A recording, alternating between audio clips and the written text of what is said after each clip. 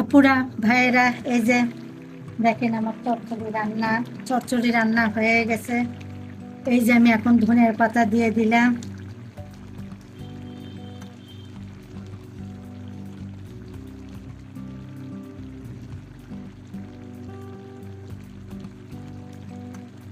আমার আদরের ভাইয়েরা বোনেরা পাশে এতক্ষণ ছিলেন।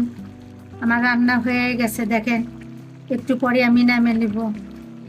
তো পাশেই থাকেন, দেখেন আমি কিভাবে করে চচ্চড়ি রান্না করি। নতুন আলু, নতুন টমেটো দিয়ে, ধনের পাতা দিয়ে, বেশি করে পেঁয়াজ দিছি, দিয়ে আমি চচ্চড়ি করতেছি। ডাল করলাম, এখন আলু ভর্তা করবো। পাশেই পাশেই থাকেন আদরের ভাই বোনেরা।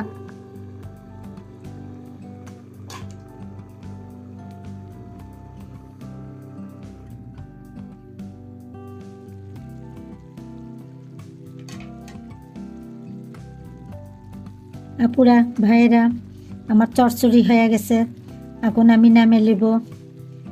এতক্ষণ পাশে ছিলেন আপনারা। আচ্ছা আপুরা, পাশেই থাকেন। এই যে আমি এখন নামে নেব, এখন হয়ে গেছে আমার চচ্চড়ি। দেখেন কত সুন্দর। আপুরা ভাইয়েরা, এই যে দেখেন আমার চচ্চড়ি হয়ে গেছে। আর আমি কথা বলবো না, পাশে এতক্ষণ ছিলেন। ভালো লাগলে লাইক কমেন্ট করবেন, এই আপুর পাশে থাকবেন।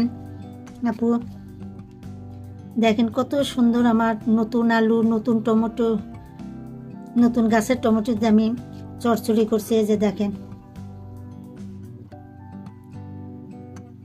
আসসালামু আলাইকুম আমার আদরের ভাই বোনেরা, এতক্ষণ পাশে ছিলেন। ভালো লাগলে পাশে থাকেন।